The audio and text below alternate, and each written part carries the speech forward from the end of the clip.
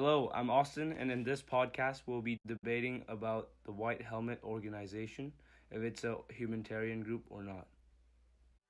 So, as you may know, the White Helmet Organization has been a very wrangling subject. Many consider them as a humanitarian group because they were known to have saved many lives throughout Syria, but also some might consider them as a terrorist organization because of the many photos they took and sent to the press just aren't realistic. I personally believe that they are fake and they're just trying to get sympathy from people who don't know what's really happening there.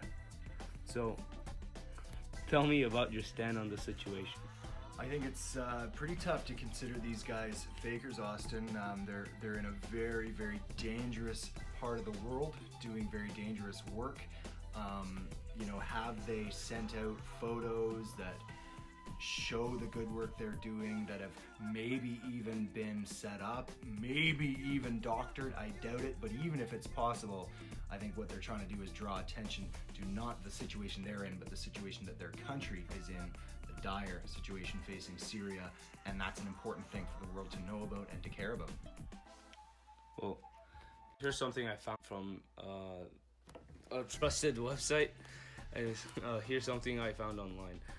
Well, in October 2016, the White Helmet organization reported that a Russian bomber had bombed a school in Syria near a rebel hideout in Hijib, resulting 22 deaths, and I quote, mostly children. The White Helmets also took picture of the site immediately after the bombing, showing the chaos and destruction that the Russians had done. But later, as I looked more into this case, I found another website that shows a video of the school that was supposedly bombed. Aerial video. Anyways, the Russian authority had said during that time of the bombing, there were no Russian aircraft near that compound. Later, the Russian Air Force sent a drone to take a video of the school, which was apparently bombed. The footage showed something very shocking. The video of the school, and it showed no evidence of an airstrike. And here's a quote said by the Russian officials in charge of the area at the time. On Thursday, a Russian UAV was directed to the area to conduct detailed digital photography. And this is coming from the Defense Ministry spokesman, Major General Igor Kashkanov. He also said, as can be seen from the photos taken by the drone, there are no signs of damage to the roof of the school, of the craters from the airstrike around it. We have analyzed the photo and the video evidence of the supposed attack. The video published in a range of Western media outlets appeared to consist of more than 10 different shots, filmed at different times of the day, and in different resolutions that were edited into a single clip. Kaneshkov continued. The photograph published by the AFP showed that they only had one wall of the school that's damaged, and all the desks inside the classroom are in place. The outer fence seen through the hole has no traces of damage of bombing fragments, and a genuine airstrike, it is physically impossible. The furniture would have been swept away by the blast wave and would have been damaged marks on the classroom wall and the outer fence. This has also been proven to be true from American UAVs that's been flown by the compound. So what do you say to this? So it's very tough to know, and increasingly tough to know in this digitized world that we're living in, what's true and what's not true. You go to a website, it tells you one thing, and you go to another website and it tells you another thing. What are we to think? This is true in the war in Syria, it's true in the American electoral system. There's so many instances around the world right now where we really are bombarded with genuine fake news and then claims about fake news for things that are real. So what are we to do? It is tough to know, and I have to admit this is not an incident I'm familiar with, this bombing of this school. But I will say this, Austin, and I am generalizing here, but it seems quite clear that one of the biggest origins of fake news and gaslighting on the planet right now is the Russian Federation, is Putin and his team. I'm not sure that if I'm not convinced which side of fence to fall on, that I'm going to fall on the side of the Russian information being published. It's been proven to be untrustworthy time and time again. You think of the invasion of Crimea in 2014, just at the Olympics.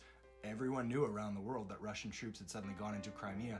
Putin and his henchmen said, no, we don't know what you're talking about. Those aren't Russian troops. And within a few weeks, they were admitting, oh yeah, those are Russian troops, once there was no more plausible deniability available to them.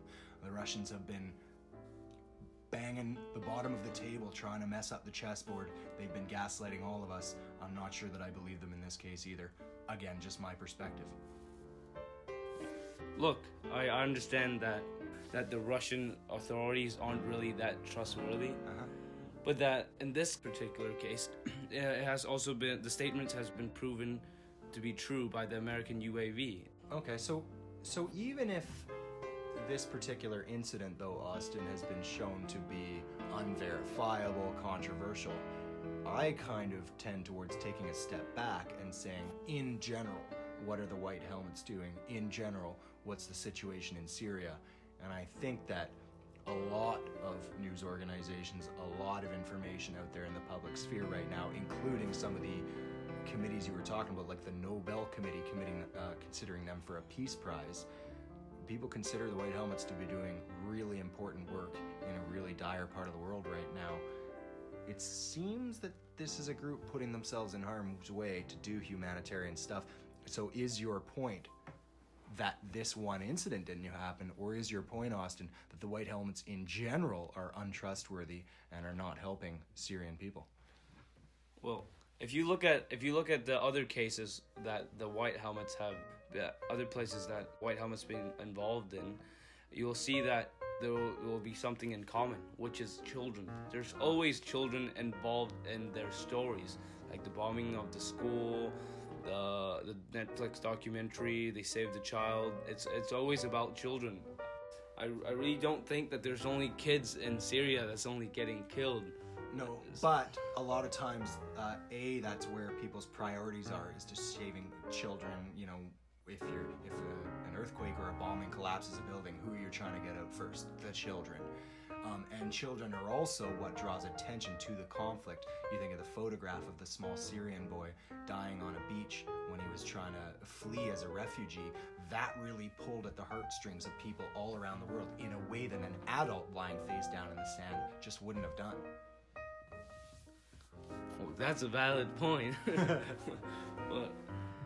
But if you think about it, all lives matter, so why shouldn't they talk about adults that's being killed in these bombings and showing footage of that? Because all I see is just children, picture of children getting killed, children being injured, children missing because they were stuck under the rubble. Mm-hmm. There's nothing about adults. I mean, if children are, if everyone, I mean, for a humanitarian group, everyone should be as equally important. Yeah. You might want to save morally. You might want to save a kid first, but what you should do is to save whoever is easiest to save. It doesn't matter if it's an adult or not necessarily easiest. That's not always how triage works.